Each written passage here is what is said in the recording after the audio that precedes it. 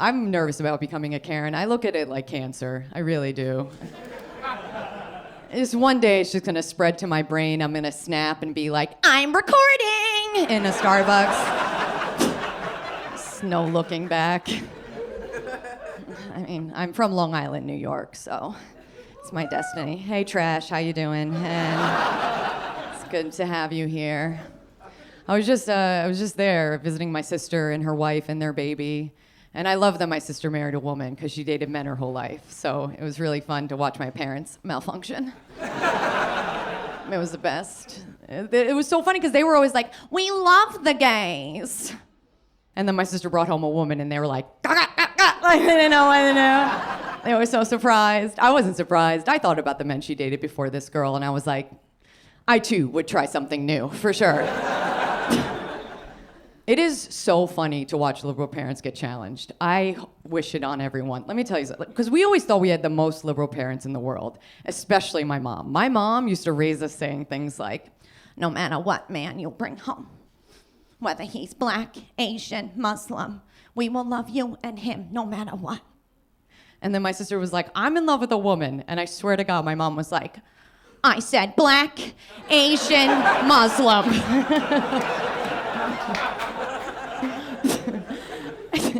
I mean, listen, I have empathy for my mom. It's pretty easy to be liberal and be like, do whatever you want to do, just be happy. But when that thing comes at you, you're like, wait, hold on, I didn't know. Like, I just looked up today, there's so many different types of relationships out there, right? Like 17. There's like open and, I don't know, that's all I can think, like, you know what I'm saying, right? And I would never judge anyone in one. Like, if you said you were in an open relationship, I'd be like, good for you. I mean, I don't know if you're together, but I would probably pull you aside and be like, are you okay? But like, if my husband woke up tomorrow and was like, I think I'm polyamorous, think the fuck again. I love him, though. He's a white guy from Vermont, so he's exotic. And yes. He loves to go hiking. It's his big thing. I mess with him. I'm like, hiking to me is like giving you a blowjob. Because it's a lot of work. I don't really love the view. And you're in front of me saying things like, oh, just a little bit longer. I'm like, okay. And then we get to the end and you're like, how do you feel? I'm like, dirty. So dirty.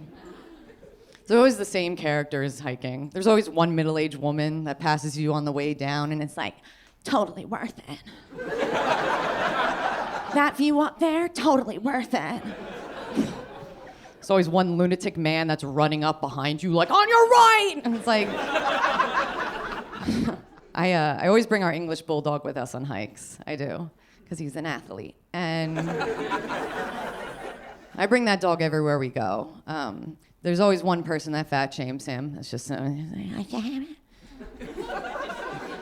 there's always one girl that's like, is that a rescue?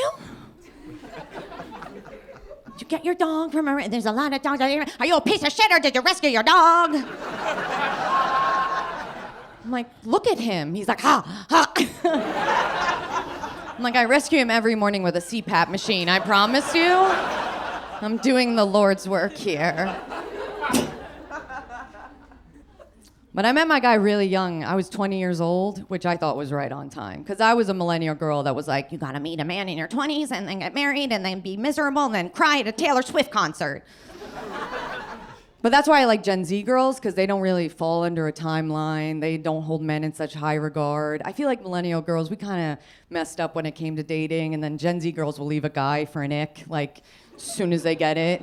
Which is so entertaining because the ick that it's always something intangible that the guy can't control. It's amazing. You'll just ghost a guy and be like, I don't know. I just saw him run with a backpack on. And I get it, man. I got the ick on the first day. I'm happy. I'm glad I stuck it out, but I just didn't have a word for it. On the first day with the man I'm with now, I watched him spray cologne in the air and walk through it. I was in the corner like, huh? Okay. No, he's a nice guy. Huh? Okay.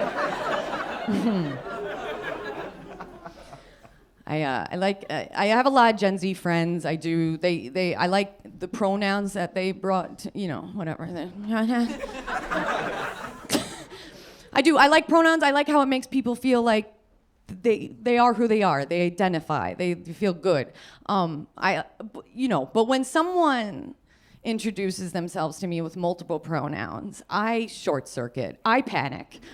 My brain starts doing like math equations. I'm not gonna lie. Some guy introduces himself to me and is like, "Hi, my name's James. I go by he, him, they, them." My brain is like, okay. If he's driving a car at 90 miles an hour and they pass mile marker 9 at 2 p.m., at what point do I panic and just say like, "Hey, you"? I love how long I've been with this guy. He's 15 years, and I love it because we do so many cliche things as a married couple. One of them being like, I always want to vent and he always wants to problem solve. You guys know what I'm talking about here? Yeah, one person definitely feels it in his soul. In that moment, when that happens, I just wish he would be a little femme. Just for like a second. Just one time I want to complain to him and him be like, "Oh my God, no way. Let's have 2 martinis and talk about it." But instead, every time I talk to him, I feel like I'm talking to Siri. Like no matter what I say, he'll be like, "I didn't get that. Here's a list of things I found online that I think might help you."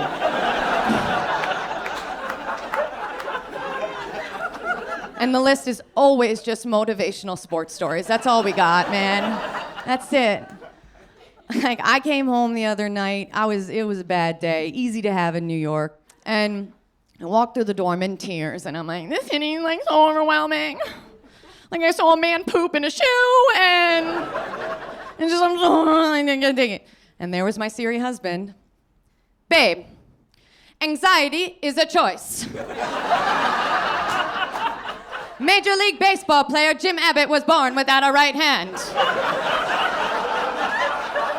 That didn't stop him from pitching a no-hitter in 1993.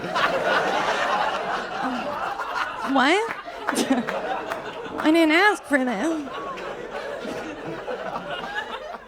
That's it, man. That's it. That's men versus women. Like girls, when we're having a bad day, oh my God, we have to write about it, vent about it, phone a friend, exercise, eat something that's comforting that won't bloat us.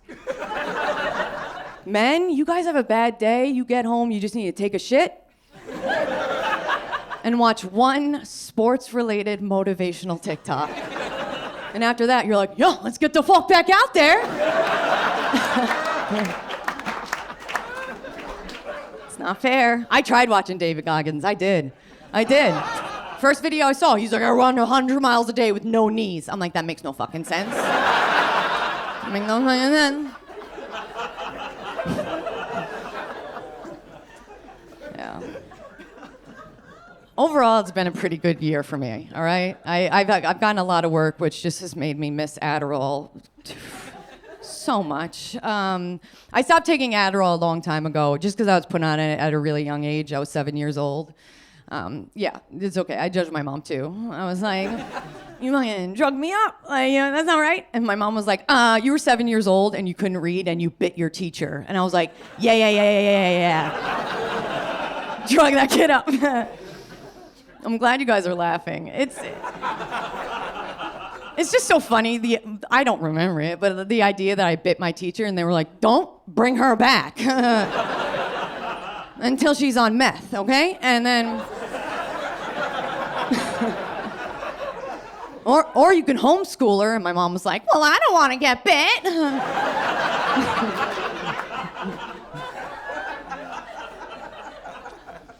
Man, I don't know. It's funny when I get why parents put their kids on Adderall when they're learning disabled. But when you're learning disabled, it's a rough moment when you're put on drugs. Because Adderall doesn't teach you how to read, right? Just makes you focus long enough to realize you can't fucking read. So then one day you're just sitting in class on amphetamines like, should I have a helmet on? What's going on? All right, guys, I got to get out of here. Y'all were a lot of fun. Thank you guys so much.